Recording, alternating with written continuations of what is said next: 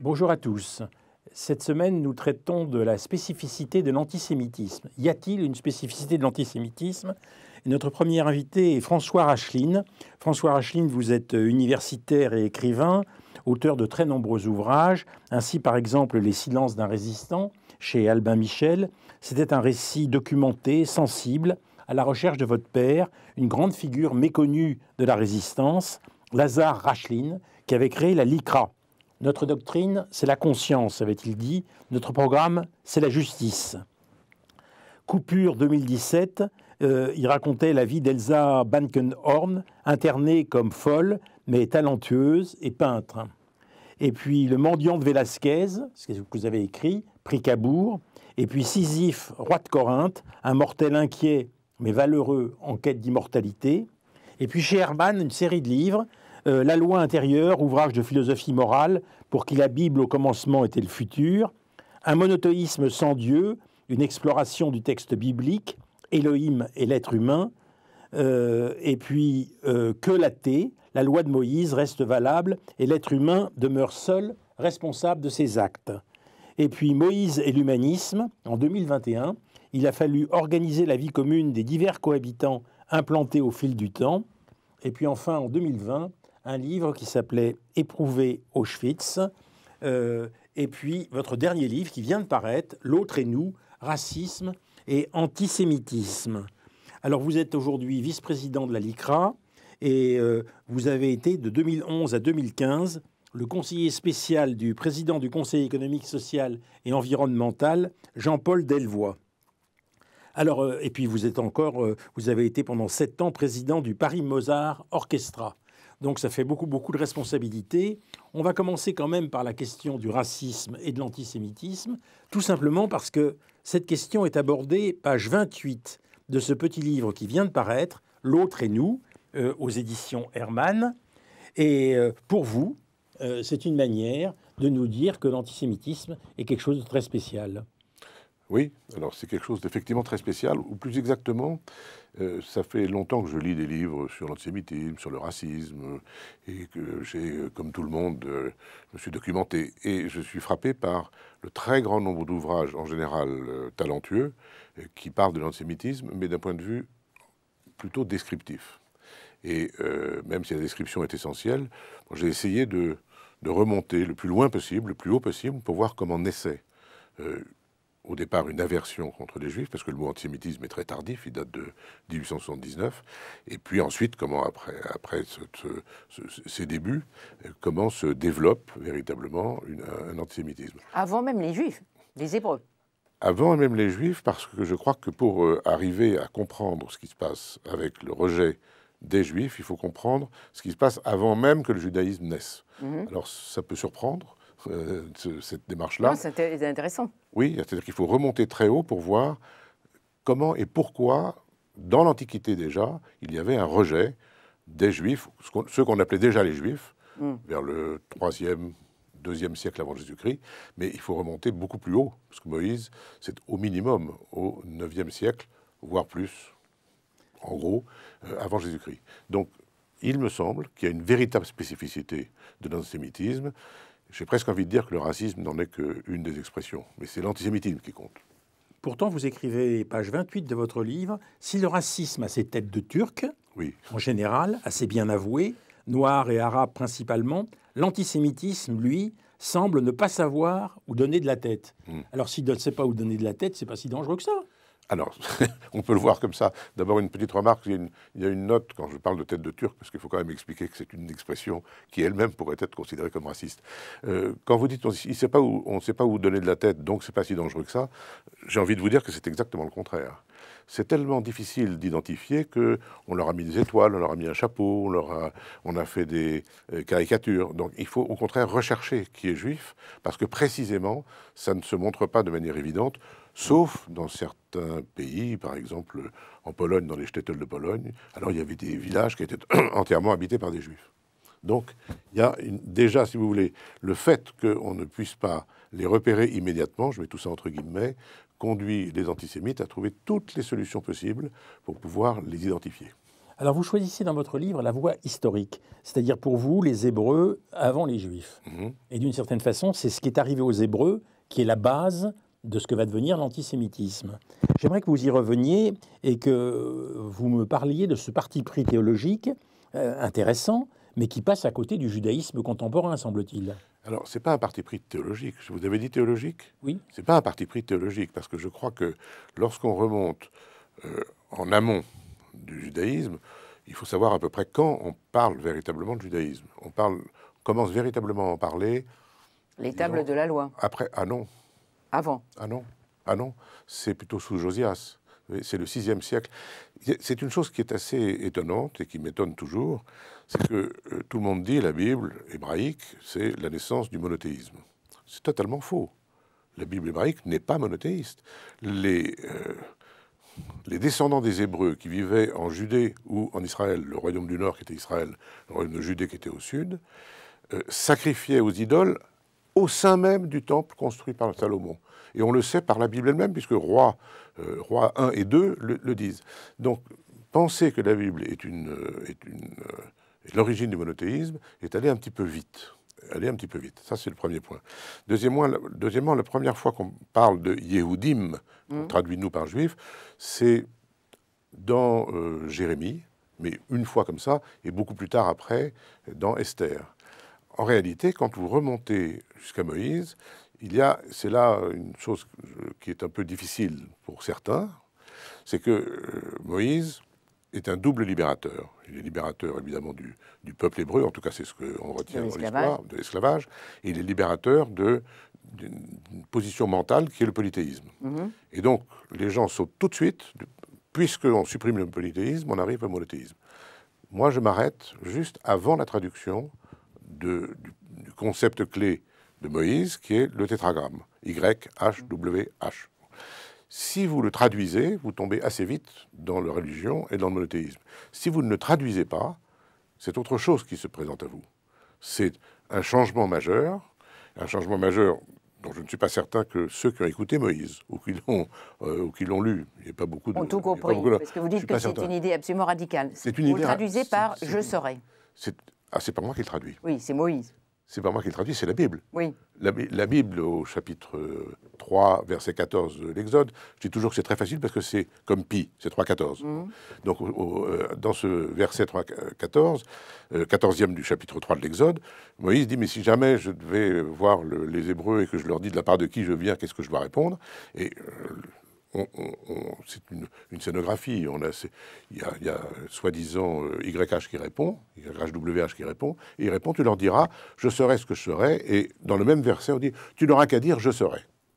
Alors moi, je me suis imaginé dans la foule, si jamais ça a eu lieu, et j'entends un type qui nous dit, voilà, je viens de la part de je serai, donc je regarde tout le monde à côté de moi, et personne ne comprend. Personne ne comprend. C'est pour ça que vous dites une idée radicale qui dépasse l'entendement. L'entendement de l'époque, en tout cas. Oui. Je crois que oui. Mais nous, on peut le prendre différemment.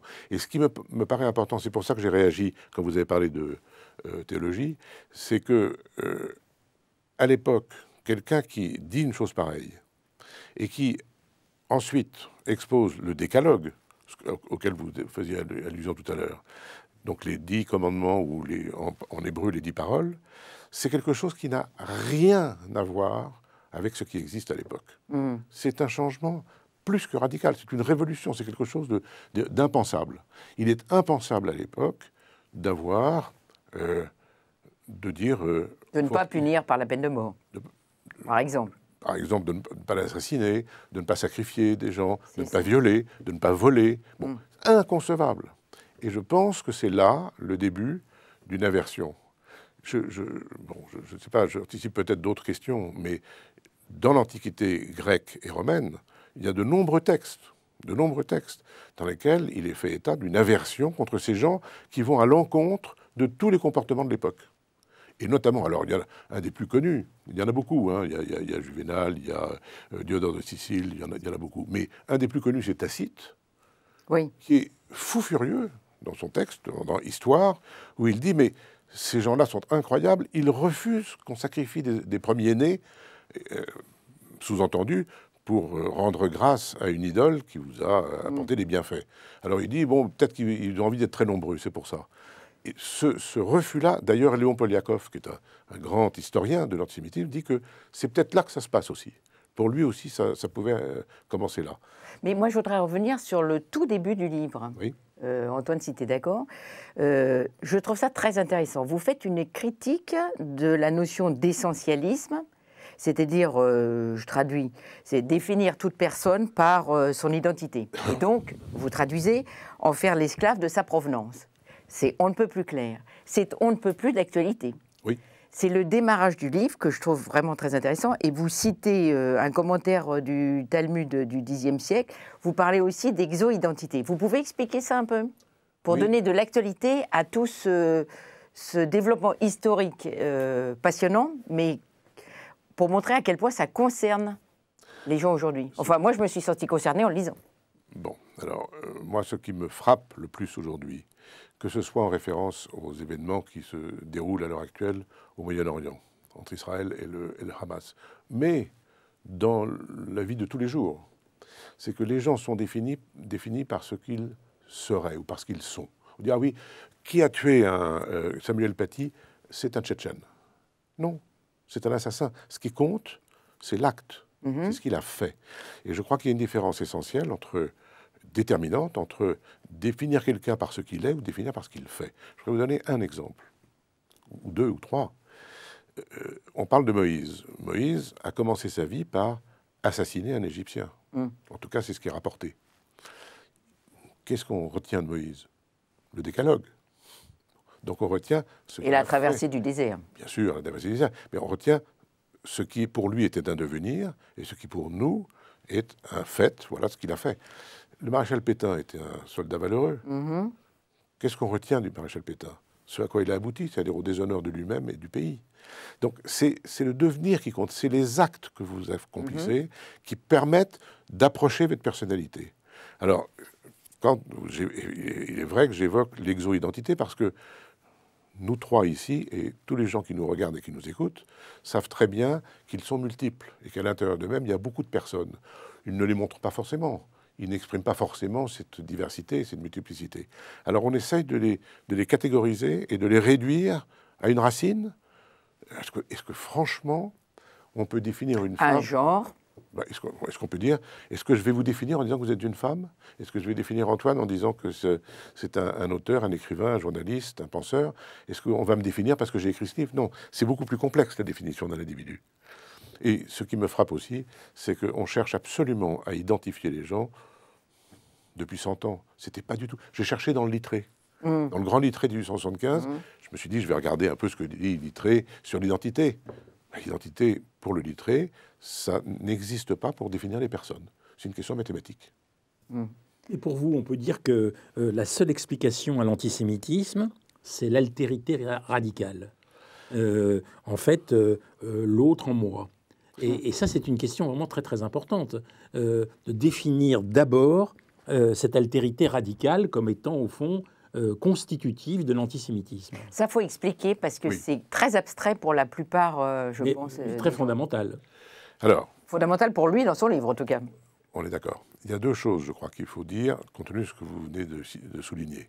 La première, c'est un exemple très simple. Chacune et chacun d'entre nous peut se mettre le matin devant la glace, se regarder. Je prends l'exemple dans le livre, il y a même un chapitre qui commence comme ça. Oui.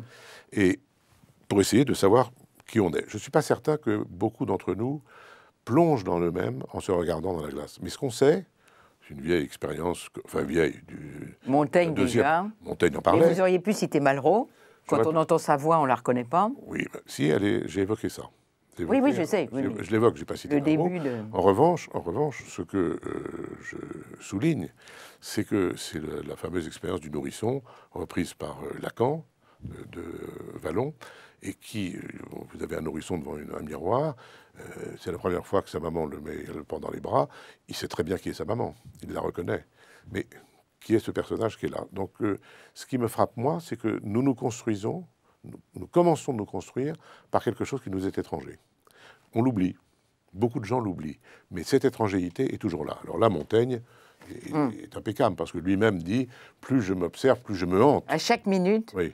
il me semble que je m'échappe. Voilà. Et plus je me hante, moins je me comprends. Moi, je suis en phase avec moi-même. Et puis Kafka aussi. Enfin, il y a beaucoup d'auteurs qu'on pourrait citer. À partir de là, il m'a semblé que la reconnaissance de cette étrangéité est un point clé pour comprendre l'antisémitisme. Un certain nombre de nos contemporains excluent cette reconnaissance. Ils refusent catégoriquement quelque chose d'étranger en eux. Ils sont, une fois pour toutes, et ils sont dans une position identitaire définitive. Ces gens-là ne sont pas automatiquement des antisémites, mais ils sont réceptifs. Ils sont très réceptifs. C'est-à-dire à l'idée que on ne peut pas, on n'accepte pas ce qui est étranger en nous. Donc, les Juifs sont vraiment inquiètent beaucoup parce que justement, eux sont à la recherche d'eux-mêmes en permanence. Que ce soit volontaire ou involontaire, que ce soit conscient ou inconscient.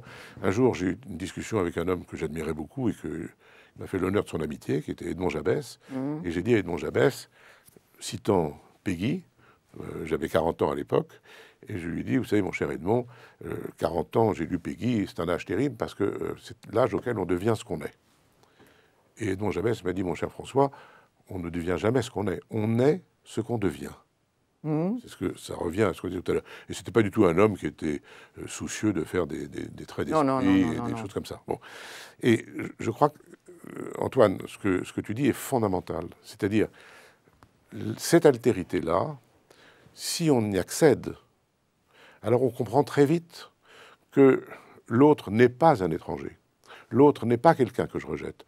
L'autre est quelqu'un qui m'impose à moi-même de me respecter pour que je puisse le respecter lui.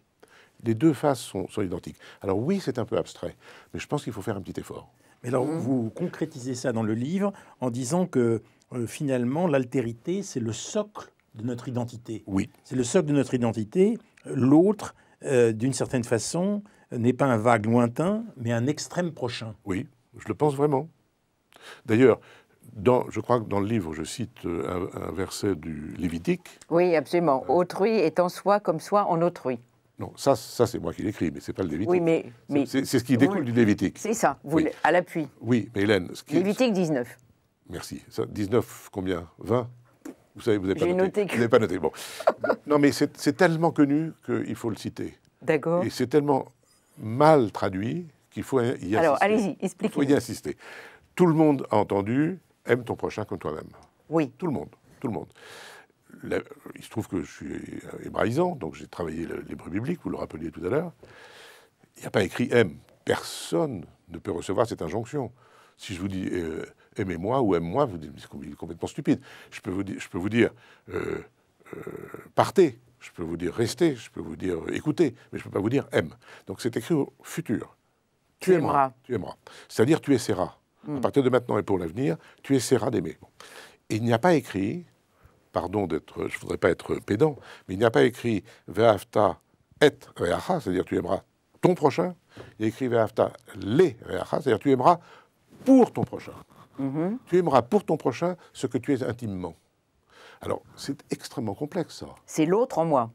Alors, moi, c'est comme ça que vous l'interprétez. Tu aimeras pour ton prochain ce que tu es toi, c'est-à-dire tu es toi-même un étranger, ton prochain peut être un étranger aussi, mais par respect de toi-même, tu le respecteras ou tu l'aimeras au sens large du terme. C'est d'ailleurs l'interprétation que donnait Hillel, un grand rabbin du début de notre ère, fin du 1er siècle, début du 1er siècle, après Jésus-Christ, et à qui un homme est venu demander de résumer toute sa pensée, toute la pensée juive, et qui a dit ne fais pas à autrui ce que tu ne voudrais pas qu'on te fasse. C'est à toi, oui. Qui sera repris par Kant 20 siècles plus tard, ou 18 siècles plus tard. Oui, ce qui est détestable à tes yeux, vous écrivez. Oui. Dans votre traduction. Oui. Mais alors donc finalement, pour reprendre un peu les questions d'Antoine, pour vous, l'universalisme, c'est le message que vous dites mosaïque, quoi. C'est la seule piste. Est-ce que je peux traduire ça comme ça ou est-ce que j'ai rien compris? C'est la seule piste importante. C'est pas une donnée, c'est un aboutissement. Vous dites que c'est une lutte longue de tous les instants que chacun mène contre soi-même, mais c'est la seule piste que vous dites pour lutter contre le rejet de... La seule piste, alors, bon, je n'ai pas expliqué comment il fallait faire pour lutter contre le wokisme, l'intersectionnalité. Non, ce n'est pas le propos du livre. C'est pas le propos du livre. Simplement, ce qui m'a frappé, en réfléchissant, au départ, je n'avais pas véritablement une conscience nette de cette idée-là, mais ce qui m'a frappé, c'est que l'universalisme ne peut pas être défendu, simplement, il faut qu'il soit promu. C'est-à-dire que l'universalisme, ce n'est pas une donnée, un acquis, vous avez parfaitement compris. Hein. J'ai essayé. Non, vous avez parfaitement compris. Le siècle des Lumières était tellement pressé d'en finir avec toutes les distinctions naturelles qu'il a sauté les étapes et hop, ça y est, il faut être universel. Mais si tous les êtres humains avaient ce sentiment, devaient avoir ce sentiment d'universel, on se demande pourquoi ils ne l'ont pas eu avant. En réalité, c'est un travail, c'est un projet. L'universalisme, c'est un projet exactement, si vous voulez, en tout cas c'est comme ça que je l'entends, comme les 3 principes de la République française. Liberté, égalité, fraternité. L'égalité, ce n'est pas une donnée. C'est quelque chose sur laquelle il faut travailler. C'est pour ça qu'on a beaucoup dit qu'il fallait passer, non pas de l'égalité des situations, à l'égalité des chances. Il faut qu'on permette de construire quelque chose. L'universalisme, ça se construit. Après, ça se défend aussi, mais ça se construit. Et quand je parle avec des gens qui sont wokistes, je leur explique qu'ils sont arrêtés en chemin, tout simplement. C'est ce que je trouve intéressant, je ne sais pas ce que tu en penses, Antoine, c'est que c'est un projet pour la société, oui. pour le vivre ensemble, mais oui. C'est aussi, ce que vous expliquez très bien dans le livre, un projet pour soi, oui. De tous les instants. Oui, parce que je crois qu'il faut toujours commencer par soi et ne jamais s'y arrêter. Il faut commencer par soi afin que ça puisse se diffuser. En fait, l'universalisme est donc un message, une lutte longue et difficile que chacun mène contre soi-même pour reconnaître le différent et se placer au cœur du semblable, d'une certaine façon. Oui. Ce n'est pas donc une injonction morale a priori, oui, c'est ça. Mais c'est une conduite individuelle qui peut gagner de proche en proche. Et c'est ça, à mon avis, qui a beaucoup perturbé les gens après Moïse. C'est pour ça que je mets Moïse très haut, parce que c'est un homme qui... Il est possible qu'il n'ait pas existé, que ce soit juste un nom plaqué sur une idée. Mais, parce que ça, on n'a pas de preuve de ça. Mais on s'en fiche. C'est... Oui, visionnaire compte tenu de ce que nous connaissons aujourd'hui, mais il y a tellement de gens qui ne sont pas encore mosaïstes. Il y en a beaucoup. Beaucoup. On en voit tous les jours, tout le temps. Et dans le livre, je me permets de dire que c'est pas parce qu'on est juif qu'on est mosaïste. On peut être juif et être à l'opposé de ce... Au contraire, replié sur son identité, absolument. refermé. Absolument. Et il y a tellement de gens qui ne sont pas juifs et qui sont totalement ouverts à ce que dit Moïse, à cette ouverture-là. Donc il faut avoir peut-être une ouverture d'esprit un peu plus grande que l'identitarisme, ce que j'appelle l'identitarisme, et que je résume tous les noms de tous ces gens, le wokisme, l'obsession identitaire, vous dites. Oui, mais je dis que en fait c'est le segmentarisme. Je me suis amusé à créer un néologisme, puisque ce sont des néologismes tous. Et ben, il y a le segmentarisme qui segmente la société, et après, à partir de là, elle ne bouge plus, elle est vitrifiée. Et vous pensez que cette analyse-là est recevable aujourd'hui? D'abord, compréhensible. Et elle risque de faire des émules ou pas du tout? Je ne le pensais pas. Vous ne l'auriez pas écrit? Je n'aurais pas écrit ce livre. D'accord. Quand on agit, quand on écrit dans un sens donné, on ne peut pas être autre chose qu'optimiste. C'est impossible.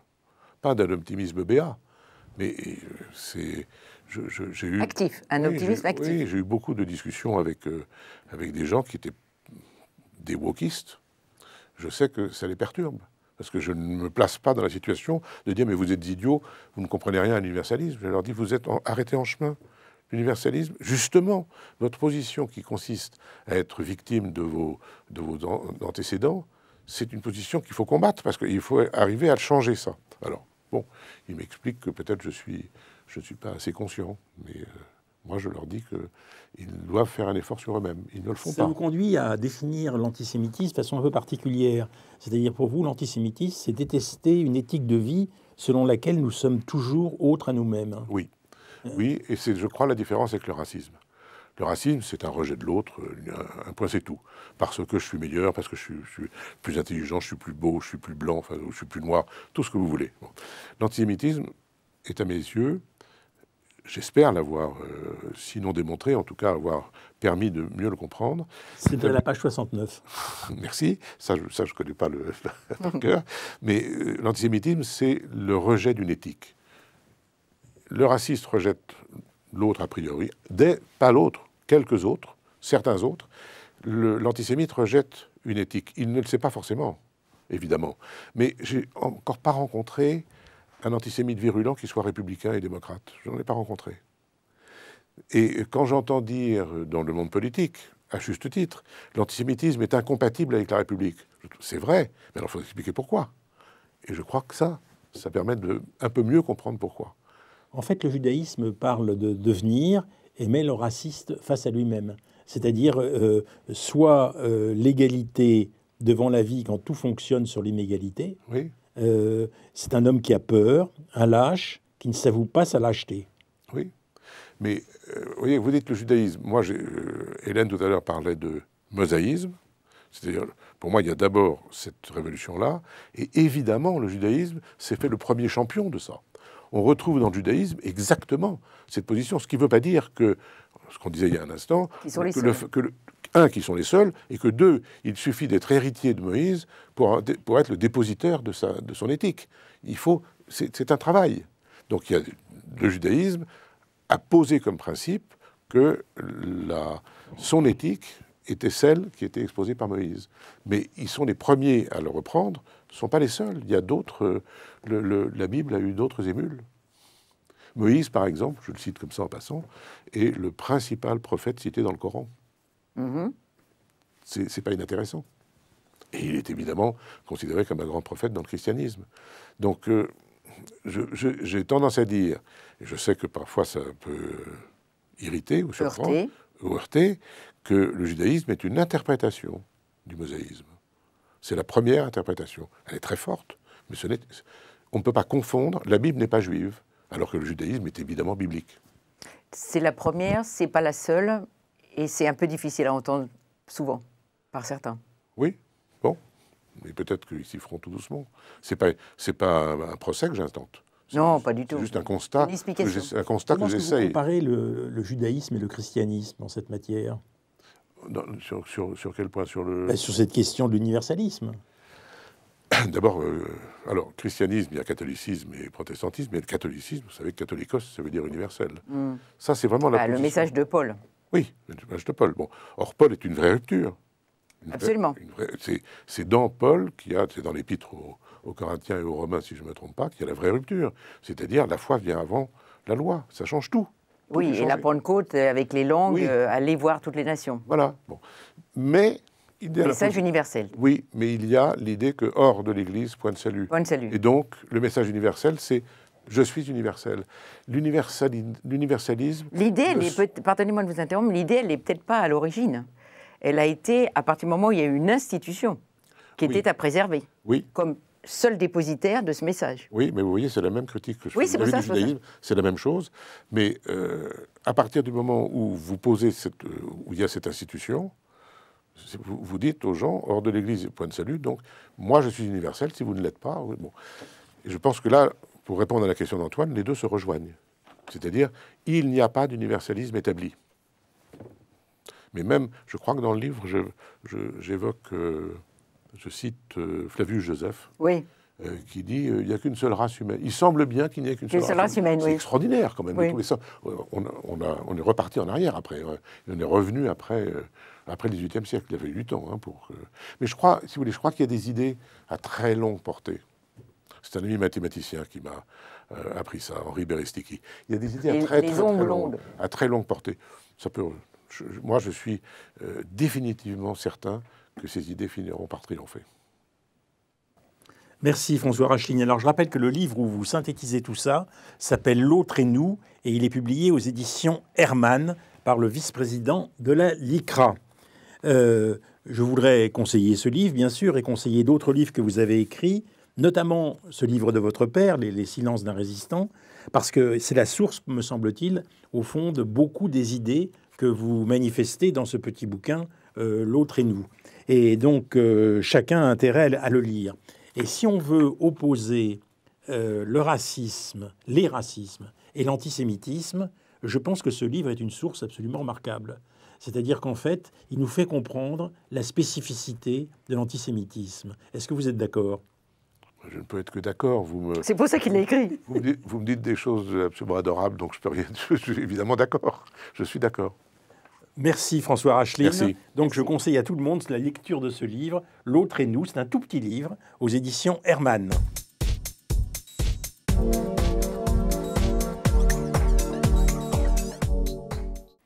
Y a-t-il une spécificité de l'antisémitisme ? Deuxième partie. Nous avons dans cette deuxième partie la confrontation de deux expériences, celle d'Annette Yevorka qui vient de publier Tombeau, autobiographie de ma famille. C'est une historienne, spécialiste de la Shoah et de l'histoire des Juifs de France. Et en face d'elle, Sonia De Villers. Sonia De Villers, vous êtes journaliste et vous êtes l'auteur d'un livre qui s'appelle Les Exportés, publié aux éditions Flammarion et paru il y a quelques mois. Alors je voudrais vous demander à chacune ce qu'il en est de cette spécificité de l'antisémitisme. Comment est-ce que vous répondez ? Mon idée est que vous ne répondez pas tout à fait de la même façon.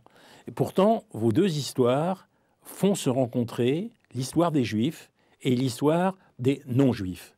Alors, j'aimerais que vous m'expliquiez cette spécificité possible de l'antisémitisme. Sonia De Villers.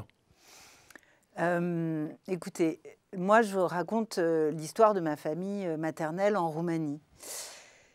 On a découvert longtemps après la chute du régime Ceausescu, parce qu'il a fallu que s'ouvrent les archives de la police politique, la Securitate, qui sont un véritable labyrinthe, et qu'un historien qui s'appelle Radu Ioannid, qui a travaillé pendant 30 ans à Washington au mémorial de la Shoah, met au jour un fonds d'archives de 30 000 pages environ, qui raconte comment le régime roumain, le régime communiste, a vendu ses juifs.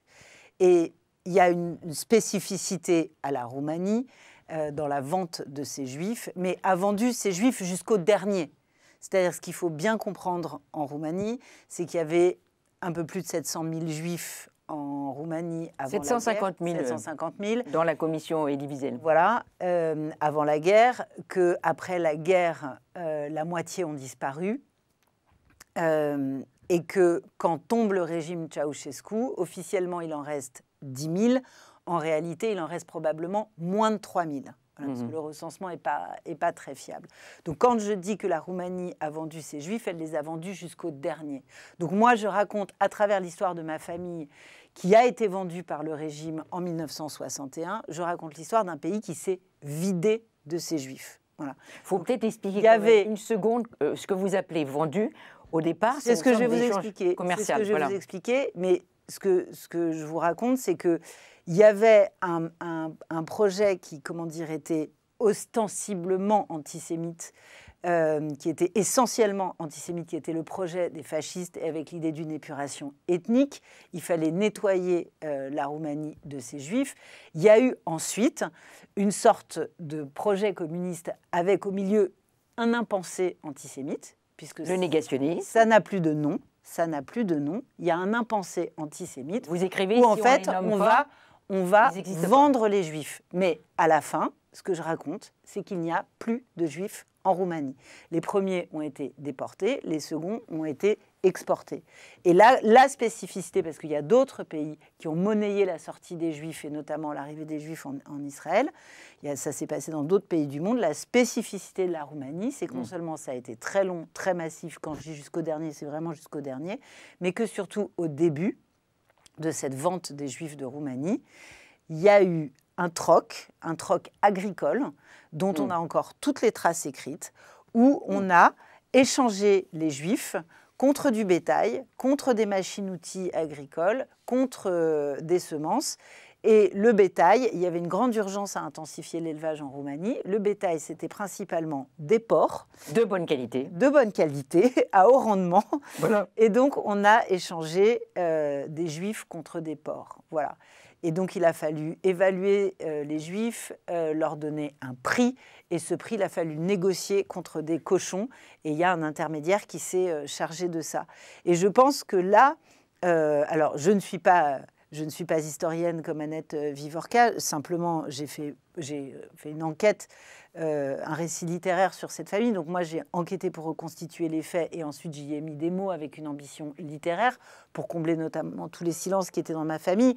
Donc, je ne saurais pas, moi, définir l'antisémitisme. En revanche, ce qui m'a absolument passionnée, c'est d'être face à ce vertige éthique, réellement.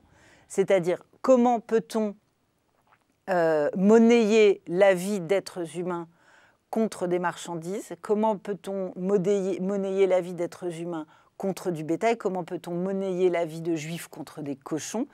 Et il y a là quelque chose réellement de profondément déshumanisant.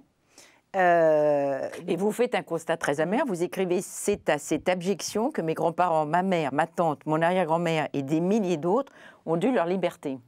C'est une formule rassemblée, mais qui dit l'horreur. Qui dit l'horreur, qui dit le grand paradoxe de cette histoire. C'est-à-dire pas seulement l'horreur. C'est-à-dire que ils ont pu partir. Ils ont pu partir.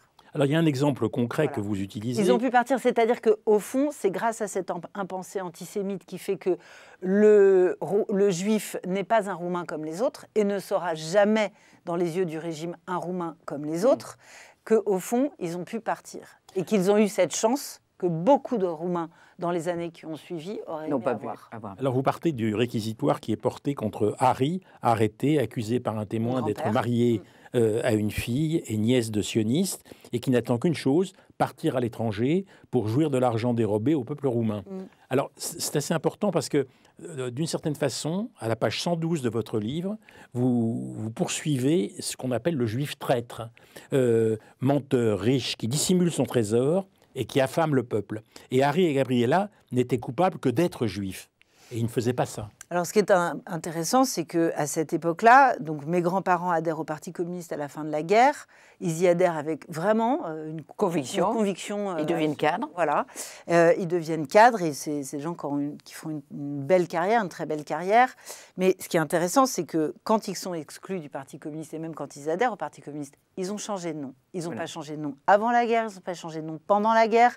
Ils avaient évidemment un nom juif. Ils ont changé de nom après la guerre. Les Greenberg deviennent Deléano.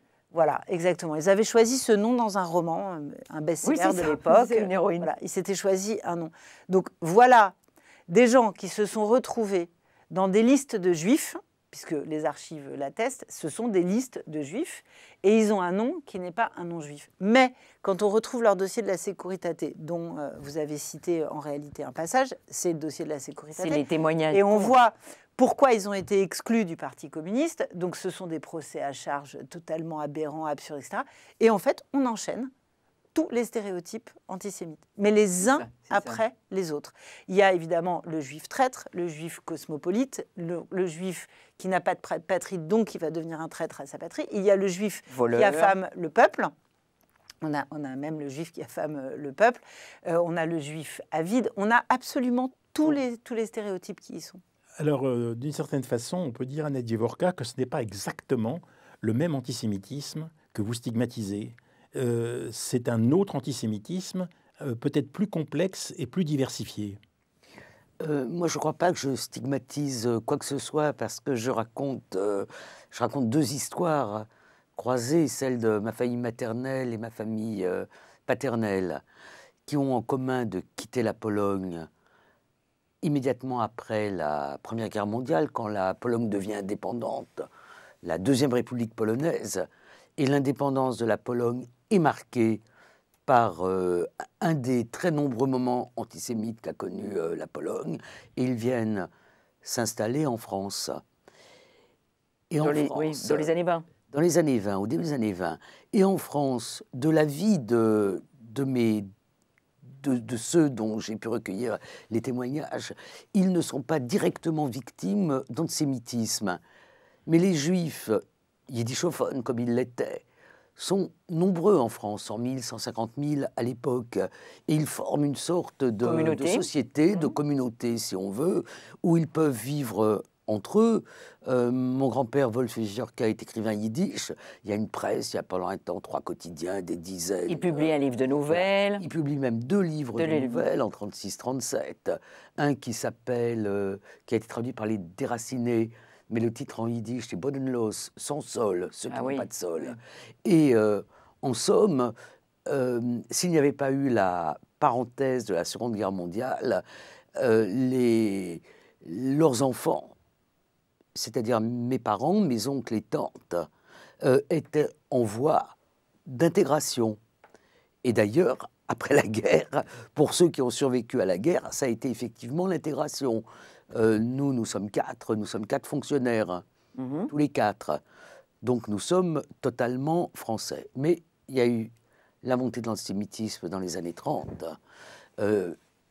l'antisémitisme nazi, qui est d'un type très particulier, puisque, comme disait Saul Friedlander, c'est l'antisémitisme rédempteur, c'est-à-dire qu'il faut éradiquer les Juifs de l'Europe pour pouvoir installer le Reich de Milan, et un certain nombre de membres de cette famille qui ont trouvé la mort dans ce qu'on n'appelait pas à l'époque la Shoah.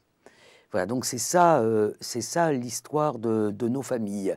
Mais ils vivent plutôt bien avec ce restaurant. Enfin, non, ils vivent les uns ont très peu d'argent. Voilà. Mais ils vivent dans une très très grande misère. Précarité, mais ils vivent dans une sociabilité joyeuse, riche, chaleureuse. Le restaurant rue d'Ulm, voilà, le fameux restaurant où on se retrouve tous les Polonais juifs de Paris. Les juifs polonais de Paris et tous les écrivains, tout le lumpen artistique de très grands écrivains, Ulrich Manger, Opatochou, voilà.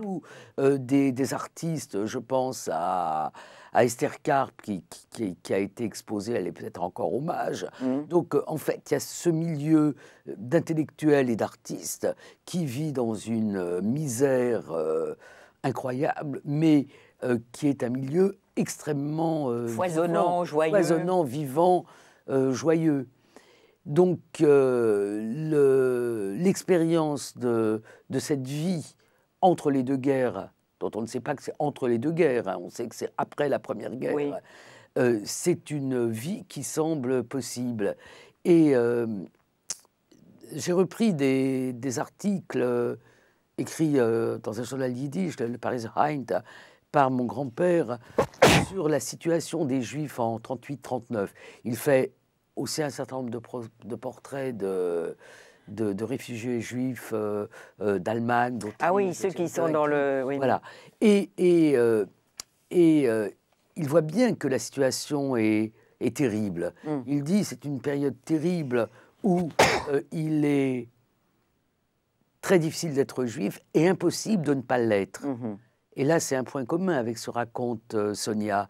Ça veut dire qu'il est impossible de ne pas être juif parce qu'on vous débusque. Ils sont assignés comme juif. C'est-à-dire, si vous ne voulez pas être juif, ce qui est votre droit le plus strict, hein, vous pouvez devenir protestant, catholique ou rien du tout, eh bien, on vous débusque toujours comme juif.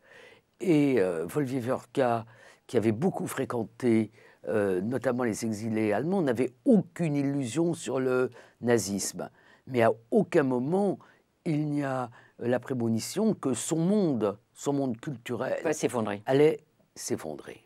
Est-ce qu'on ne peut pas dire, Annette Dievorka, qu'au fond, les récits des uns et des autres se répondent et qu'il y a chez vous une écriture très précise, sans pathos, vous voulez laisser vivre les personnages, pas trop préciser, évoquer, je dirais, plus qu'expliquer la construction du récit et de leur écriture. Et ça, c'est assez intéressant, parce que c'est une manière de rendre compte de la réalité qui est le plus neutre possible, sans engagement de votre part. Moi, je dirais pas neutre, je pense que c'est comme un roman. Ce qui est absolument passionnant, mais je pense exactement la même chose que Antoine, mais c'est que c'est de l'histoire extrêmement précise. Vous avez fait un boulot de dingue sur les archives, puisque vous avez même retrouvé où la grand-mère s'était noyée parce que la ville ne porte plus le même nom aujourd'hui qu'avant, etc. Donc, un vrai travail d'archiviste. Et en même temps, donc c'est un genre littéraire, Le Tombeau, hein, un hommage, un tribut aux générations précédentes. Mais en même temps, on a les personnages, quoi, extrêmement... je l'ai construit et écrit comme... comme Sonia, une ambition littéraire. Alors là, je peux vous assurer qu'il faut le recommander. Ça fait roman. Et toutes les deux avec un grand talent d'écriture. Je dois avouer que j'ai été fortement aidé par le fait que mes personnages étaient tous, ou presque, des personnages. C'est-à-dire que cette chance littéraire, vais-je dire, c'est que la branche maternelle, c'est une branche quasiment typique. Un grand-père émigré des années 20, tailleur. Oui, crevant la faim. Voilà, crevant la faim, mais voulant absolument arriver, voulant une promotion sociale avec un très grand respect de la loi, y compris d'ailleurs quand elle émane de Vichy. Donc il y a un contraste. Et entre ma famille paternelle, dont j'espère avoir hérité, qui est beaucoup plus pittoresque et dans un sens beaucoup plus vivante, beaucoup plus... Il faut dire que c'est cinématographique, en fait. Il faut dire que le grand-père journaliste écrivain, qui voulait être le Maupassant yiddish, veut fuir le monde, étouffant de la religion, et pour autant respectant toutes les fêtes juives. Et c'est ça qui est intéressant. C'est-à-dire qu'il écrit des nouvelles, c'est un farouche défenseur de la culture yiddish, et on peut dire que Wolf et la grand-mère Guittelet sont un peu différents. Différents les deux. Oui. D'abord, il faut rendre hommage aux femmes de ces immigrés. Ah oui, femmes très fortes. S'il n'y avait pas eu les femmes, ils seraient tous morts de faim. Voilà. Et le personnage Guittelet, c'est un personnage aussi tout à fait baroque. On disait quand même qu'elle était probablement analphabète, qu'elle ne savait ni lire ni écrire, mais elle avait une révérence pour son écrivain de mari absolument totale, et elle a inventé jusqu'au bout des métiers. La restauration en chambre, les recettes de cuisine, elle avait une recette de tétine. J'ai cherché sur Marmiton, j'ai trouvé qu'on pouvait effectivement cuisiner encore aujourd'hui la tétine. Avec, et puis à la fin, à Nice, quand ils sont déportés tous les deux, comme profession, il y a masseuse. Donc je pense que dans les derniers temps, elle s'est inventée une nouvelle profession. Mais pour expliquer à tous ceux qui nous regardent les talents d'écriture que vous partagez toutes les deux, il y a aussi beaucoup d'humour. Par exemple, vous dites que votre livre aurait pu s'appeler Adieu Berthe. Absolument. Alors ça, c'est merveilleux, il faut expliquer pourquoi. Elle décède en 2012. La sœur aînée de ma mère, Berthe, décède en 2012. Avec mon cousin, donc un autre de ses neveux, on vide l'appartement. Et il restait rien. C'est-à-dire qu'elle avait perdu sa fille unique, et on trouve rien. On aurait aimé trouver des écrits, quelque chose, des trésors. On aurait aimé qu'elle ait eu une petite histoire d'amour en dehors de la grande fidélité de 70 ans à son mari, et on trouve rien. Mais moi, je suis vraiment très frappé par le fait qu'on peut mourir sans laisser de traces. Elle n'a pas écrit, elle n'a pas peint, il n'y a pas de descendance. Et juste à ce moment-là, sort le film de Denis Podalides qui s'appelle Adieu Berthe. Et dans le portrait qu'il fait dans le film de Berthe, il y a plein de points communs, il y a des différences. Et c'est ce qui m'a amené à appeler ce premier chapitre, ce prologue, en quelque sorte le prologue, qui explique cette idée de tombeau littéraire. Je vais écrire pour que le tribut pour faire un tombeau et pour qu'on se souvienne de Bellaïka Bernemann dite Berthe. Donc cette coïncidence était frappante. Il n'y aurait pas eu la coïncidence de temps, il n'y aurait pas eu ce côté synchrone entre le décès de ma tante et le film. Jamais j'aurais fait le lien. Ça fait partie des hasards de la vie. Ce qui est formidable. Ce qui est différent entre vos deux témoignages, d'une certaine façon, c'est que dans le livre de Sonia De Villers, les grands-parents Harry Greenberg ne se vivent pas comme juifs. Et d'une certaine façon, Gabriella, admirée de tout Bucarest dans les années 50, 55, 56, ne se nommait pas comme juive. Et on ne la nommait pas comme telle. Et d'une certaine façon, ils s'étaient fondus dans le genre humain. Ils avaient chassé le passé qui les différenciait, les souffrances endurées au nom de leurs différences, et ils ne pouvaient pas faire plus. C'est ce que vous écrivez. Et donc, c'était bien quelque chose qui était totalement différent de ce qui arrivait chez Vous savez, j'ai présenté ce livre dans de très nombreux lieux, y compris dans une synagogue à Villeurbanne, où face à moi, il y avait une vieille dame roumaine, très bienveillante. Ce n'est pas toujours le cas avec les lecteurs roumains. Il m'est arrivé d'avoir des lecteurs très agressifs, très agacés. Bah, c'est vrai que c'est pas très bon pour les Roumains. Vous ne le racontez pas comme il faut, vous n'y étiez pas. Ce à quoi je réponds, en effet, je vous écoute. Et là, ce qui est absolument génial, c'est qu'en général, il re-raconte exactement ce que j'ai écrit. Et donc là, il y a quelque chose qui s'apaise en me disant, bon, bah, il a râlé, tout va bien. Voilà. Et là, j'ai face à moi une vieille dame absolument charmante et très bienveillante. Et quand je raconte cette histoire de ces gens qui ne voulaient pas se vivre comme juifs, qui ne voulaient pas s'afficher comme juifs, qui ne se sentaient pas juifs, qui n'avaient hérité d'aucune tradition. Ils essayaient de s'intégrer, en fait. Ah, mais... À la bourgeoisie, au Parti communiste. Plus que ça, voilà. Ils étaient intégrés. Ils étaient complètement... Ils ont réussi à s'intégrer. Et quand je raconte cette histoire avec ce nom pioché dans un roman, etc., cette vieille dame roumaine me dit, bah, ils étaient très nombreux comme ça. Mais vous savez, ça ne trompait personne. Et elle me dit ça vraiment en éclatant de rire, avec beaucoup de bienveillance. L'humour. Ça ne trompait personne. Et probablement que c'est ça que je ne peux pas reconstituer. Parce que je n'y suis pas, parce que je ne l'ai pas vécu, en effet. Ça n'a pas été transmis. Parce que, comment dire, moi j'ai grandi avec un nom franco-français de Villers, qui est le nom de mon père, qui est un nom picard, voilà, dans un pays démocratique et qui n'est pas un pays avec un passé antisémite aussi lourd que celui de la Roumanie en 1961, quand mes grands-parents sont exclus du Parti communiste. Donc, comment dire, l'idée que ça ne trompe personne, qu'on est en permanence perçu avec une double identité, une identité officielle, une identité, comment dire, immédiate, et puis une identité sous-entendue.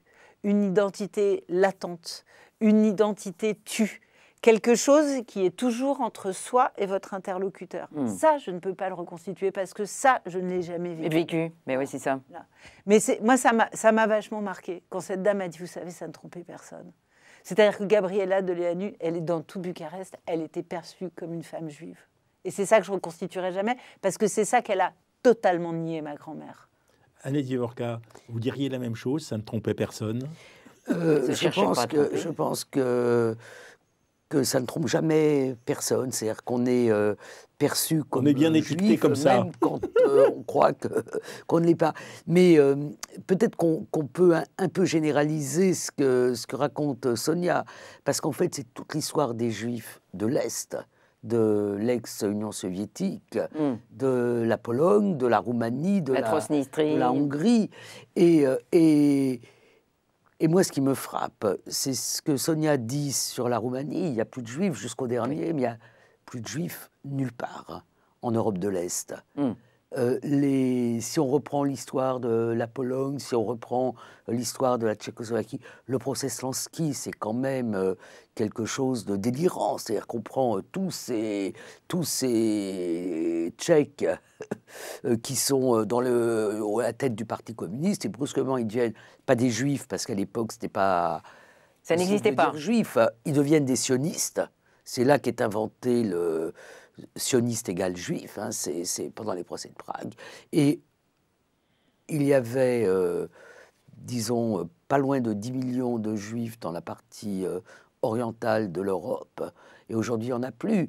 Les derniers qui sont partis, ça a été les juifs de l'ex-Union soviétique, Ukraine,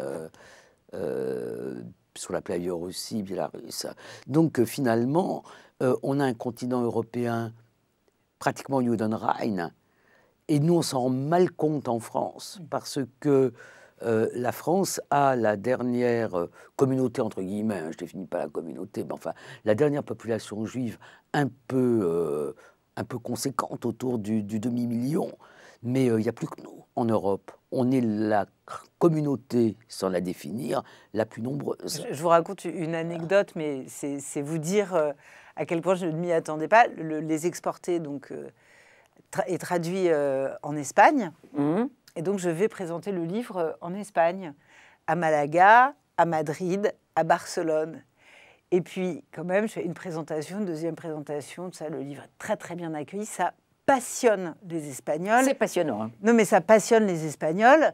Comme ça nous a au passionnés. point que El País, El Mundo, tout ça. Faut Et les je me troller. dis, c'est quand même très, très étonnant. Ici, on ne me pose pas du tout les mêmes questions qu'en France. Et donc, je m'entretiens avec les journalistes. Je finis par comprendre qu'en fait, je suis dans un pays où il n'y a pas de juifs et où tout le monde me dit ça avec un grand sourire. Mais il n'y a pas de juifs ici, on est en Espagne. Les rois catholiques s'en sont occupés. C'est ça, il y a longtemps. Très longtemps. Il y a très fait longtemps. fuir les ladis. C'est ça. Et au fond, ce qui passionne les Espagnols, c'est plutôt le rapport à la mémoire d'une dictature et d'un régime Oui. totalitaire. Oui, Les Espagnols forcément. sont en plein Les en franquistes. train de résoudre cette histoire. Donc, eux, ils y trouvent complètement autre chose. Et c'est là, au fond, que je comprends pour la première fois que moi, j'ai grandi dans un pays où il y a des juifs et que là, je suis pour la première fois en Europe, dans un pays où il n'y en a pas. Pourtant, il y en a eu beaucoup. Permettez-moi de dire que, avec ce qui est en train de se passer aujourd'hui en France par rapport au Moyen-Orient et aux réactions qui ont eu lieu, on voit quand même que la France, c'est un peu particulier et qu'il reste quand même des données importantes et les gens se prononcent, des gens très importants, se prononcent sur la question juive. Et en fait, cette question juive reste une question d'actualité fécondée par ce que vous racontez aussi. Mais ce qui est très intéressant dans ce que vous racontez toutes les deux, c'est vraiment bien écrit. Les deux livres sont vraiment bien écrits, ça fait plaisir à lire, c'est jubilatoire. Mais ce que je trouve très intéressant, c'est que précisément, en dehors de l'histoire de l'exfiltration monnayée, vous exprimez, notamment quand vous citez Pérec depuis le début, vous exprimez de façon extrêmement limpide, en tout cas compréhensible, comme la journaliste que vous êtes, le fait de ne pas se sentir juif. Quand vous dites, donc lui, fils de juif polonais, Pérec, je ne sais pas très précisément ce que c'est qu'être juif, ce que ça me fait d'être juif. Ce serait plutôt un silence, une absence, une question, une mise en question, un flottement, une inquiétude, une certitude inquiète, celle d'avoir été désigné comme juif, parce que juif victime, et de ne devoir la vie qu'au hasard de l'exil. Mais ce qui est passionnant, c'est que quand Pérec écrit ces phrases absolument magnifiques et qui, pour moi, ont été lumineuses, à ce moment-là, il réalise un documentaire à Ellis Island pour le compte de TF1, qui à l'époque était encore une chaîne publique, et il part avec Robert Bobert. Bobert, il s'appelle Robert, c'est ça? Ouais. Ils partent tous les deux. Et ils partent à Ellis Island. Et ils vont filmer Ellis Island. Oui. Et en fait, les éditions POL ont eu l'idée magnifique d'extraire le commentaire de Pérec et de le publier. C'est un tout petit livre qui fait 20 pages, que vraiment je vous recommande. Donc évidemment, le documentaire est beaucoup plus long, mais le commentaire est entrecoupé de témoignages. Là, ils ont pris juste les mots de Pérec. Et en fait, Pérec, il explique bien que Robert Bobert et lui, ils ne vont pas chercher la même chose à Ellis Island. Parce qu'ils ne sont pas juifs de la même manière. Ben voilà. C'est-à-dire que Robert Bobert a hérité d'une identité juive pleine et entière. Il a hérité de folklore, transmis. De tradition. On lui a transmis des choses, il est prêt à en transmettre à son tour. Alors que Pérec n'a hérité que d'un immense vide. Une question, une interaction. Mais Sonia de Villers elle-même écrit « Je suis différente, non pas des autres, mais différente des miens. Je n'ai pas le sentiment d'avoir oublié, mais celui de n'avoir jamais pu apprendre. » Donc voilà. Ça veut dire que vous n'avez pas pu apprendre, au fond, le statut du judaïsme. Ah mais c'est ça. C'est-à-dire quand je dis c'est un immense trou, une immense absence. Et c'est probablement le début d'un travail pour moi très, très intéressant, mais d'une complexité inouïe, entre quelque chose qui est très présent et en même temps complètement absent. Et à aller démêler, c'est très difficile. En même temps, je pense que quand même, ce qu'il faut dire, c'est que toutes les deux, vous avez une exigence de vérité historique. Vous fondez les faits. Vous les argumentez, vous donnez les dates, les chiffres. À ceci près qu'Annette Vivorca est historienne. Donc mon exigence et qu'elle a appris le judaïsme. Oui, mais mon exigence à moi, c'est de m'appuyer sur les travaux des historiens. Oui, mais on est bien d'accord. Je voudrais quand même faire une petite remarque. Allez-y. Avec Antoine, on se connaît depuis quelques dizaines d'années. Oui. Et notre rapport au judaïsme, il n'était pas si différent de celui de Sonia.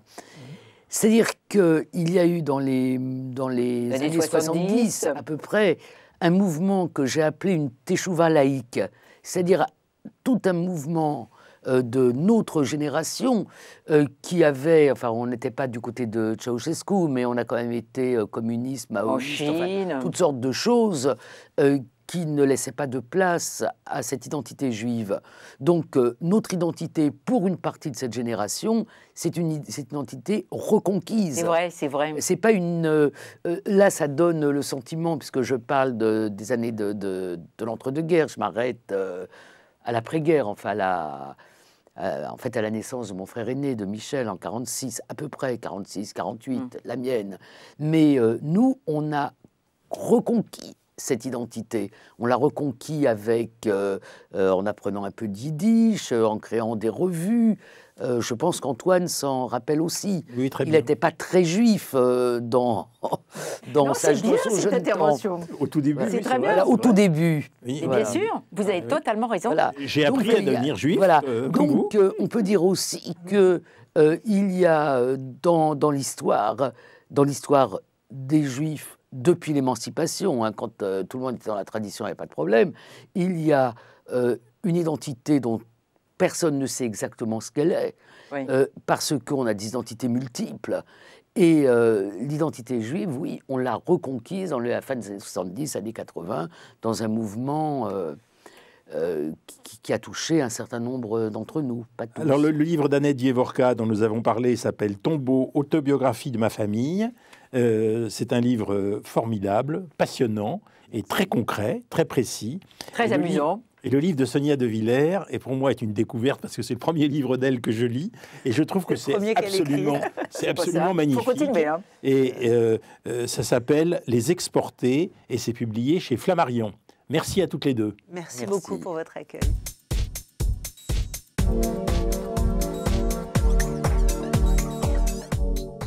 Alors la conclusion de notre émission, c'est un roman très étonnant, celui de Gaël Nohan. Bonsoir Gaël Nohan. Ça s'appelle « Le Bureau d'éclaircissement des destins » et c'est publié chez Grasset. Alors je dis pourquoi c'est étonnant, parce que en fait, on découvre très vite que vous n'êtes pas juive. On découvre très vite que, au fond, la spécificité de l'antisémitisme, c'est pas votre affaire. Et d'une certaine façon, pourtant, il va en être question. Alors, dans ce livre, qui s'appelle donc Le Bureau d'éclaircissement des destins, on peut dire que c'est une convocation du grand public sur des questions qui sont fictionnelles et posées par la fiction. En fait, on est quand même amené à se mettre dans la peau de l'autre pour comprendre, faire connaître, entre autres exemples, les juifs de travail dans les camps, le programme de germanisation des enfants qui sont kidnappés, les travailleurs forcés indemnisés, les archives qui sont enterrées, notamment les archives du ghetto de Varsovie, et au fond, le témoignage d'une non-juive qui s'empare du sujet pour le rendre universel est assez intéressant, et c'est une réponse originale à l'antisémitisme. Plus qu'intéressant, ça se lit bien, c'est passionnant. Alors, donc, d'une certaine façon, c'est un peu spécifique. Comment s'est posée pour vous cette question et qu'est-ce que vous avez pensé du fait de traiter de la question du traitement des Juifs en Europe, compte tenu du fait que vous n'étiez pas juive? Alors déjà, je dois quand même rappeler que dans ce roman, il y a une multiplicité de victimes de la déportation, puisqu'il s'agit des victimes de la déportation. Et que donc ce problème s'est posé en effet pour les personnages qui sont juifs et déportés comme tels, mais aussi pour des personnages justement qui sont enlevés parce qu'enfants polonais au trait dit arien, ou pour un autre personnage qui est une Polonaise déportée ou déportée pour résistance, etc. En fait, c'était pour moi une question qui s'est posée pour chaque personnage de ce roman. C'était la légitimité que je pouvais avoir pour porter cette histoire, en tout cas essayer de la transmettre à un public le plus large possible, ce que permet la fiction, et de le faire en étant la plus juste et la plus respectueuse possible des sujets abordés et des personnages évoqués.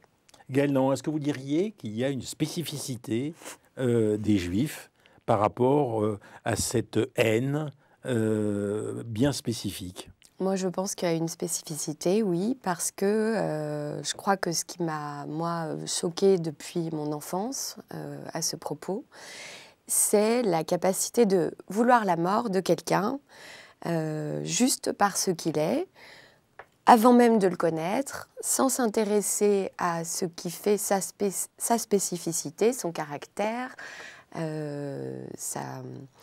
tout ce qui le constitue comme être humain, en fait. Son histoire. Dans mon roman, par exemple, il y a une place très particulière que j'ai voulu accorder aux enfants juifs qui sont condamnés à mort parce que juifs. Voilà. Et je crois que ça, c'est vraiment une spécificité qu'on ne retrouve pas dans les autres victimes du nazisme. Vous racontez peut-être, oui, je vais peut-être expliquer que ça se passe autour du centre d'archives d'Arolsen, qui est une ville de 17 000 habitants de la Hesse. En Allemagne. En Allemagne, oui. L'International Tracing Service, où toute la trace de la déportation de Robert Desnos est assez vivante. En fait, on peut dire que c'est un centre SS, garnison. C'était un centre SS. C'était un château, en fait, qui est devenu la garnison d'un centre avec SS. un prince héréditaire qui est très entiché par Hitler. La ville, voilà, parce que l'International Tracing Service n'a rien à voir avec la SS, c'est vraiment une création des Alliés. Oui, c'est la guerre. Voilà, l'International Tracing Service, c'est le centre des archives de tous les déportés. Et vous parlez quand même d'ironie. Alors, on peut expliquer pourquoi vous parlez d'ironie. Parce que vous dites qu'aujourd'hui, le plus grand centre de documentation sur les victimes de la persécution nazie, c'est celui-là. Se trouve dans cette ville qui était justement le lieu d'un prince héritier entiché du nazisme. Entiché du nazisme, un paradoxe. Qui avait fait carrière dans la Waffen-SS, qui a créé une école d'élite de formation de la SS dans les communs de son château. Voilà. C'est ça. Et donc, c'est vrai que quand on installe cet endroit, ce centre, cet International Tracing Service après la guerre dans cette petite ville allemande, c'est un hasard en quelque sorte, puisque c'est parce qu'elle est au croisement de 3 zones d'occupation de l'Allemagne de l'époque. Et puis parce qu'il y a beaucoup de bâtiments libres, parce que la ville a été très peu bombardée. Mais on va employer comme premiers enquêteurs des traces des anciens déportés dans ce centre d'archives, en tout cas beaucoup de personnes déplacées, dont beaucoup d'anciens déportés, et qui vont tous les jours croiser dans cette ville d'anciens nazis. Donc c'est vrai que là, de ce point de vue-là, c'est ironique d'avoir cette Vous avez en même temps une assez grande attirance pour ceux qui pensent une grande partie de leur vie à ces déportés. Et au fond, ils sont aussi présents dans votre livre parce que vous parlez d'ironie, parce qu'aujourd'hui, le plus grand centre de documentation sur les victimes de la persécution nazie s'appelle comme ça. Mais en fait, ce roman est né d'une sorte de nécessité intérieure de votre part. Et vous le dédiez à tous ceux qui gardent vivace la mémoire des disparus. J'en suis, je ne suis pas seul. Et avec cette très belle formule de Rachel Auerbach, le poète. Oui, c'est ça. Poète qui n'a jamais vu les sanglots d'objets morts, n'a jamais rien vu ni entendu de triste. Complètement. Les objets sont vraiment au cœur de mon roman, puisque c'est le cœur de ce roman. C'est une mission de restitution qui existe aujourd'hui donc aux archives Arolsen, qui s'appellent comme ça, mais s'appelaient l'International Tracing Service jusqu'à récemment, pour restituer des petits objets très modestes, retrouvés dans certains camps de concentration après la guerre, et les restituer aux descendants de leurs propriétaires déportés. Si on les retrouve. Si on les retrouve. D'où le travail des archivistes. Voilà. D'où l'histoire. En fait, il y a 3 objets. Il y a une poupée qui est un Pierrot. Il y a un médaillon, dit de Vita, vous allez nous expliquer pourquoi, et un mouchoir brodé. Et au début des années 60, vous dites qu'il y avait 4000 objets, dont 1 millier seraient aujourd'hui restitués. Oui. Ouais. En fait, depuis le début de cette mission, fin 2016, ils en ont restitué à peu près 900, je dirais. C'est ça, vous dites presque 1 millier. Et vous dites, parce qu'il y a quand même, le livre est bien écrit, vous dites, d'un objet qui attend de retrouver son propriétaire, on dit qu'il est en souffrance. C'est comme ça qu'on parle à Arolsen, les gens disent ça. les archivistes? Bah, on dit ça en général, hein. Ça fait partie du français. Enfin, ça arrive souvent qu'on dise que quelque chose est en souffrance. Oui, c'est ça, il attend. Voilà. Et là, je trouvais que ça allait parfaitement avec ces objets-là, qui sont Qui attendent. ceux qui restent, de gens soit qui ont disparu pendant la guerre, soit qui sont rentrés, mais dont l'histoire est souvent entourée de silence. Et donc ces objets sont les dépositaires, représentent symboliquement ces disparus. Et donc évidemment, les restituer aujourd'hui à des descendants qui sont souvent de la 3e, 4e génération, aujourd'hui dans notre vie contemporaine, c'est un choc. Une sacrée tâche. Alors c'est une sacrée tâche, c'est un choc et ça a des retentissements très profonds, ça bouleverse. Alors la vie attendez, des vivants. avant qu'on arrive sur les retentissements, peut-être déjà pour fixer le paysage, il y a 17 millions de fiches individuelles dans cet endroit. Bon, faut expliquer parce qu'en fait, la plupart des gens ne savent même pas que ça existe, cet endroit. Et que vous expliquez qu'il y a des personnes, comme par exemple Elsie et Lazare, et vous racontez que fin 1945, il y a eu 6 millions de personnes rescapées des camps qui ont regagné leur pays, mais restaient 2 millions qui n'avaient plus de patrie, puisque le pays n'existait plus. Et donc, Ou qu'ils ne voulaient pas le regagner. oui, alors qui ne voulait pas le regarder, ça, on va peut-être y revenir avec un des personnages dont vous allez nous raconter l'histoire. Mais il y a une formule que moi, je ne sais pas si tu as trouvé ça bien, Antoine. C'est ce que vous faites ici, chercher les morts, s'exclame Lucia. Et oui, mais quelquefois, on trouve des vivants. Formidable. C'est le cœur du livre. C'est vraiment, Voilà. pour moi, ce Rendre livre vivant. est un roman sur la vie et la transmission. C'est vraiment pas un roman sur la mort. Et donc, je crois que ça représente ce que ressentent aussi les enquêteurs d'Arolsen.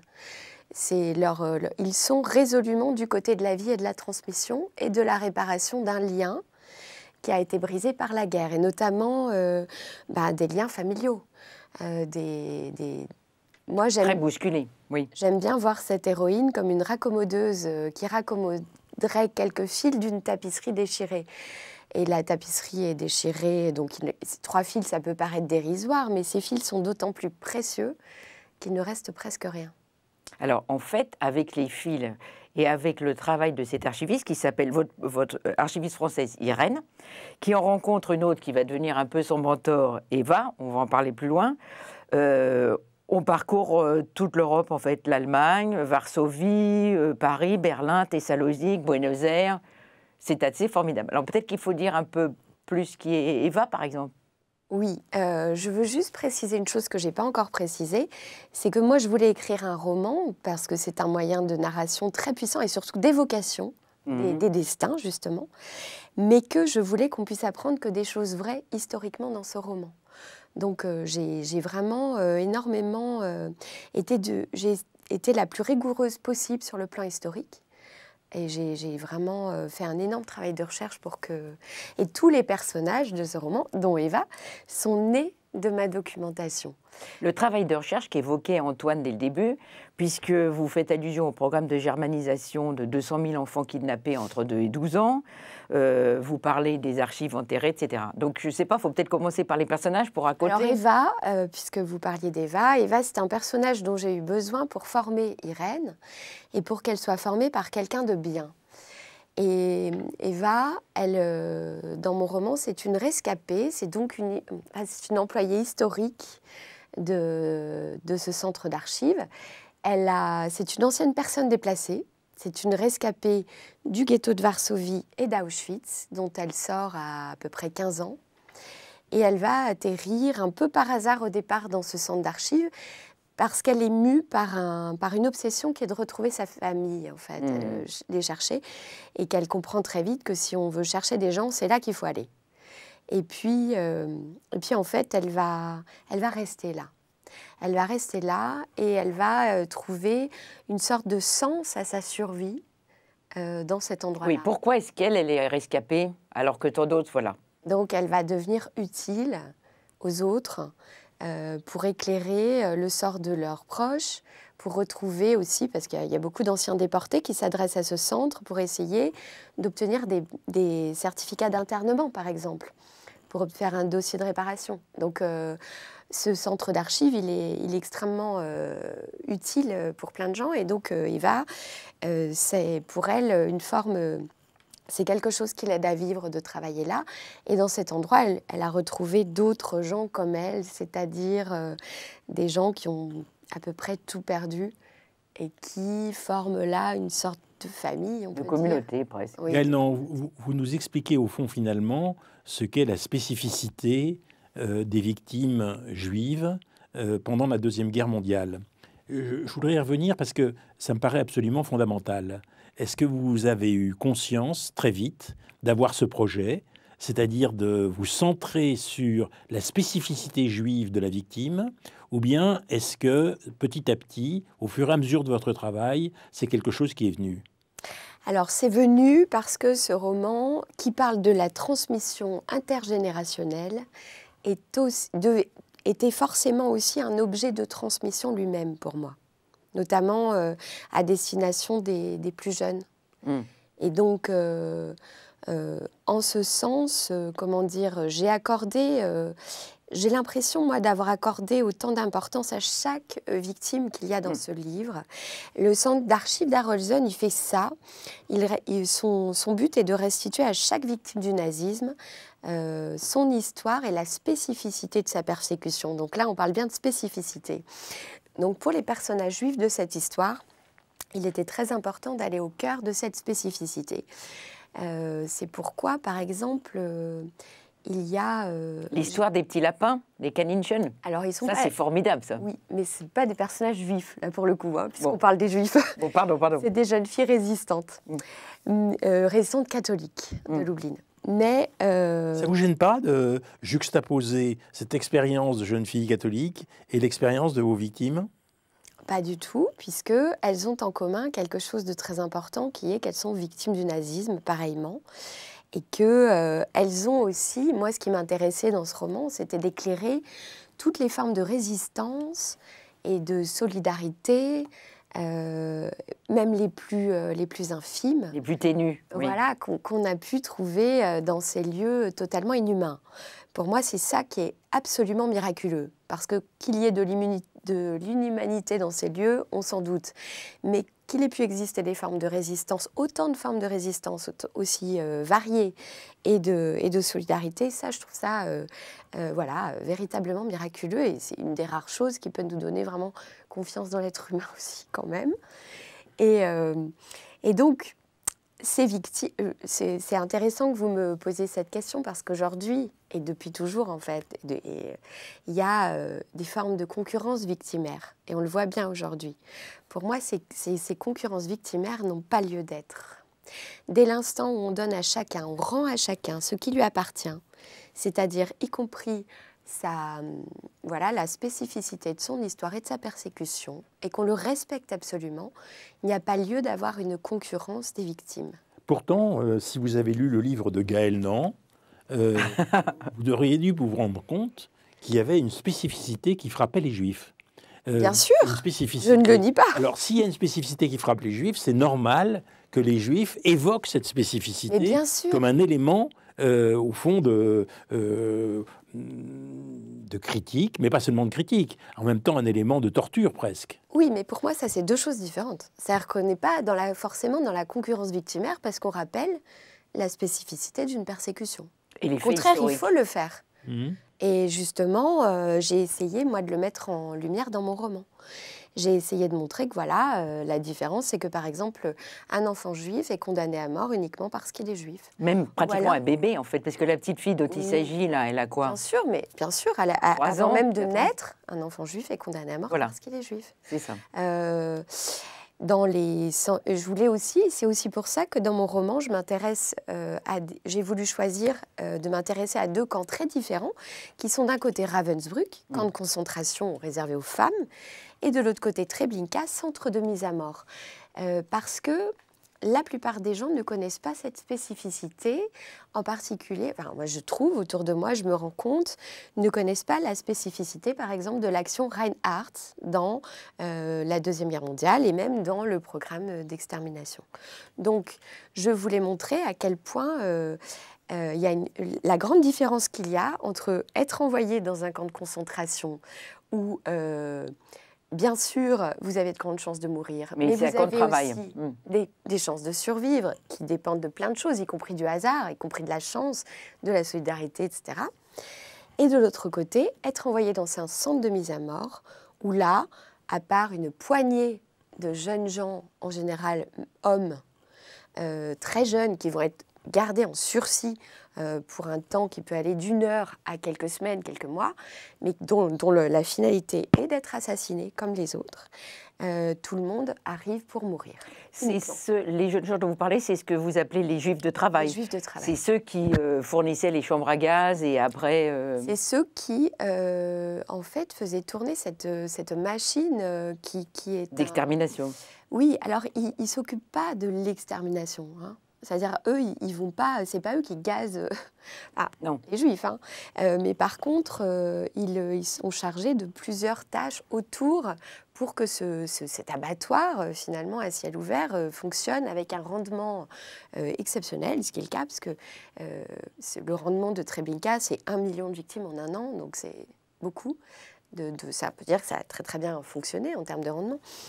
Et donc, c'est trier les affaires des personnes assassinées, par exemple. C'est, pour certains, enterrer les corps qui viennent d'être gazés. Dans les fosses communes. Puis ensuite, les sortir de ces corps à partir de 1943 pour les brûler, parce que tout à coup, il s'agit d'éliminer toutes les traces, y compris les corps. Et voilà. Et donc, tous ces gens sont gardés en vie uniquement pour ça, pour s'occuper de toutes ces tâches annexes, ces basses besognes, autour de la mort des leurs. La logistique. Guénon, il y a une très grande bibliographie juive à propos de ce qui s'est passé pendant la Deuxième Guerre mondiale. Est-ce que vous croyez que le fait que vous ne soyez pas juive apporte quelque chose de spécifique et qu'il faut qu'on isole votre apport par rapport à l'apport de gens qui ont relié cela à leur identité ? Alors ça, c'est une question intéressante. Je dirais que comment dire ? Oui, je pense que c'est important que des gens qui ne sont pas juifs soient aussi les relais de cette histoire.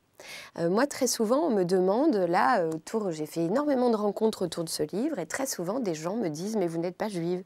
Alors je dis « non, je ne suis pas juive », mais un crime contre l'humanité, c'est un crime qui est commis contre notre humanité à tous. Si ça ne concerne que les victimes, alors c'est à désespérer de l'humanité. En fait, on ne peut pas laisser les victimes seules avec ce qui leur arrive. Ça, malheureusement, c'est d'actualité.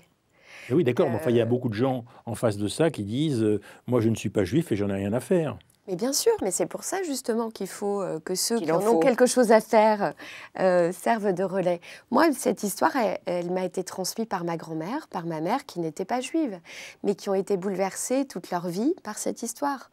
Et je dirais que, par exemple, ma grand-mère, qui était adolescente pendant la guerre, elle a été tellement marquée par ce qui est arrivé aux Juifs qu'elle en a fait le moteur de sa solidarité pour toute sa vie. En fait, ça a fait d'elle quelqu'un de profondément solidaire qui luttait contre toutes les formes de discrimination. Donc, je crois que c'est très intéressant. Et moi, en écrivant ce livre, je pensais notamment à elle et j'avais envie. C'était une manière de lui dire. De lui dédier. Oui. Votre tombeau, comme lui dirait. Dédié. Voilà. Et c'était une manière de lui dire, mais pas seulement à elle, aussi à toutes sortes de gens que j'ai rencontrés, que j'ai lus. J'ai lu quantité de témoins. J'ai rencontré des anciens résistants, etc. Là, je parle de la déportation, hein, pas seulement de la Shoah. J'avais envie de dire à travers ce livre à tous ces gens, j'ai reçu ce que vous m'avez transmis et je peux aussi contribuer à le transmettre. Mais de la même manière que chacun peut le transmettre, même dans sa famille, même juste en parlant. La transmission, elle a des formes multiples. Moi, ma forme, c'est le roman. Et alors, vous avez un personnage qui dit exactement ce que vous venez de dire à l'instant. C'est Stéphane, qui est un jeune metteur en scène de théâtre et cinéaste à Lublin, en Pologne, et qui dit « Les gens me demandent souvent pourquoi vous consacrez à la mémoire juive. Vous n'êtes pas juif. Je réponds que les juifs ne sont pas seulement morts sur notre sol. Pendant près d'un millénaire, ils ont vécu dans ce pays, versé leur sang pour toutes nos batailles, nos insurrections perdues. Ils font partie de notre histoire. Leur musique, leur pensée, leur folklore. Leur absence creuse un vide au fond de chacun de nous. On peut le remplir de silence, de fantasmes ou de haine. Ça ne le comble pas. Oui. Ça n'empêche pas de douter. C'était exactement le doute que vous venez d'avoir en essayant de répondre à la question d'Antoine. Suis-je légitime pour ? Oui. Et votre personnage est exactement dans ce que vous venez de dire. Bien sûr, mais je pense que la légitimité que j'ai, c'est précisément d'avoir été, moi, changée à jamais par la découverte de la Shoah. Je peux te dire que dans ma vie, il y a un avant et un après. C'est-à-dire que je n'ai plus jamais été la même personne après avoir découvert tout ça. Alors, Découvert par la grand-mère ou par votre mère ? Par ma grand-mère et ma mère, et puis après, en lisant dès l'âge de 12 ans de la littérature concentrationnaire. C'était un peu tôt, mais ça m'a changée à jamais. En quelque part, alors, le mauvais côté de ça, c'est une angoisse qui ne m'a plus jamais quittée, par exemple. J'ai perdu une forme d'innocence par rapport à la capacité qu'ont nos sociétés à nous protéger en cas de crise. Je me suis posé toutes sortes de questions sur finalement le fait, par exemple, on ne connaît pas ses voisins avant... qui peuvent vous dénoncer. Avant qu'on soit en danger, voilà. Salutaire, la perte d'innocence. Sans doute. Mais douloureuse. Oui. C'est-à-dire que voilà, ça a une angoisse qui ne m'a jamais quittée. Très petite, en fait. Toute très petite. Mais ça m'a aussi rendue extrêmement sensible à toutes les formes de discrimination. Est-ce que vous ne croyez pas que vous êtes sensible à des choses qui sont tellement fines qu'elles sont presque secondaires? Je vais prendre un exemple. À la fin, comme une conclusion, le grand-père d'Irène était cheminot et il ramassait les petits messages jetés par les déportés de leur wagon à bestiaux. Rien de secondaire là-dedans. Et il s'efforçait de retrouver leur destinataire et il a recopié tous ces messages dans un petit cahier pour éviter qu'ils ne se perdent. À votre avis, qu'est-ce que les Juifs doivent penser de ça? Alors, Non, répondez-moi, parce que sinon, si vous fuyez cette réponse, alors vous fuyez le regard qu'on nous portons, nous, Juifs, sur votre travail. Vous savez, je pense que déjà, moi, j'ai souvent entendu des Juifs, justement, rendre hommage à ces cheminots qui, justement, ramassaient ces bouts de papier sur les voies ferrées et qui faisaient en sorte de les amener à bon port. Là, en l'occurrence, dans mon roman, ce personnage, il est tellement,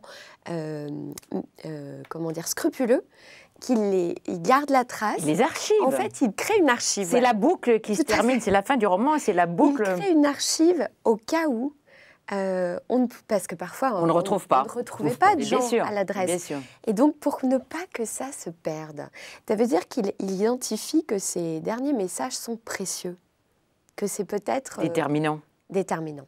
En tout cas, pour ceux à qui ils sont destinés. Et je crois que moi, j'ai l'impression, à travers ce roman, d'avoir beaucoup mieux compris ce qu'est un archiviste. Et comment on fabrique et on garde des traces, puisque vous parliez tout à l'heure des archives secrètes du musée du ghetto de Varsovie. Enterrés par les habitants avant d'être déportés. Les archives, beaucoup de gens qui les créent ou qui les sauvent, le font au péril de leur vie, dans beaucoup d'endroits dans le monde. Et ces archives sont souvent la première résistance contre l'effacement des victimes. Et donc, elles sont très, très importantes. Donc, je pense que toutes les gens pour qui ça a de l'importance, il faut surtout qu'ils le fassent et surtout leur rendre hommage. On a besoin de tout ça. Et en effet, en Pologne, moi, j'ai rencontré beaucoup de gens qui s'occupent aujourd'hui de la mémoire juive et qui, pour leur grande majorité, ne sont pas juifs parce que, comme le rappelait... Il n'y a plus tellement de juifs en Pologne. Il y a des juifs en Pologne pour de bonnes raisons, souvent. Et donc, moi, je trouvais ça assez beau, c'était surtout des jeunes gens, d'ailleurs, que ces jeunes gens, certains se définissent d'ailleurs comme des militants de la mémoire, parce qu'aujourd'hui, c'est très difficile de défendre cette mémoire-là face à, justement, à une concurrence victimaire très forte, très politisée, un gouvernement qui choisit sa narration de la Deuxième Guerre mondiale et qui met en valeur certaines personnes et surtout les autres doivent rester tues. C'est donc une bataille aussi. Et aujourd'hui aussi, c'est une bataille. Est-ce qu'on peut dire qu'en n'étant pas juive, vous apportez quelque chose au monde juif dont celui-ci devrait absolument se soucier pour comprendre, je dirais, le caractère universel de ce qui lui est arrivé?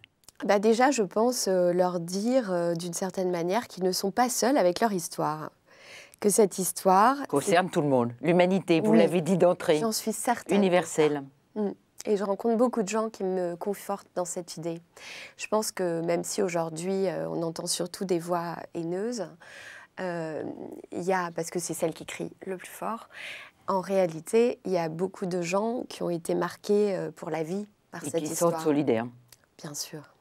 Je veux dire, et je crois que l'universalisme, c'est précisément ça, c'est être capable d'être en empathie avec ce qui arrive à d'autres gens, et ce qui arrive à des victimes, et donc à toute notre humanité. Encore une fois, les Juifs font partie de toute notre humanité. Ils font partie... Moi, c'est vraiment une partie de nous, comme dit ce personnage polonais, qui le dit vraiment. C'est un personnage qui existe, vraiment. En tout cas, qui est inspiré par quelqu'un que j'ai rencontré. Donc, ils le disent vraiment, ces gens-là. Et qu'il faut défendre ça. Mais il faut lire ce livre parce que précisément, il y a une espèce de générosité naturelle et intelligente qui met en valeur l'histoire des victimes. Et pas seulement des victimes juives, beaucoup des victimes juives, toute l'histoire d'amour à Thessalonique, enfin on ne peut pas tout dire, il faut lire, mais pas que. Les résistantes et les antifascistes aujourd'hui qui se retrouvent sur les camps, voilà, c'est formidable. Merci. Merci Gaëlle. Alors je voudrais maintenant que nos spectateurs ferment leur télévision et réfléchissent à ce qu'apporte votre roman. Je crois que votre roman apporte effectivement un éclaircissement des destins juifs, mais pas un éclaircissement supplémentaire, mais je dirais une participation à la réflexion sur le destin des Juifs. Et cette réflexion est absolument indispensable, parce que aujourd'hui, hélas, un certain nombre de destins juifs sont pris en compte pour le fait qu'ils sont juifs, par des juifs, et enfermés dans leur identité nationale. Et grâce à vous, on découvre le lien qu'il peut y avoir entre cette identité juive et l'identité universelle. Merci. Merci à vous.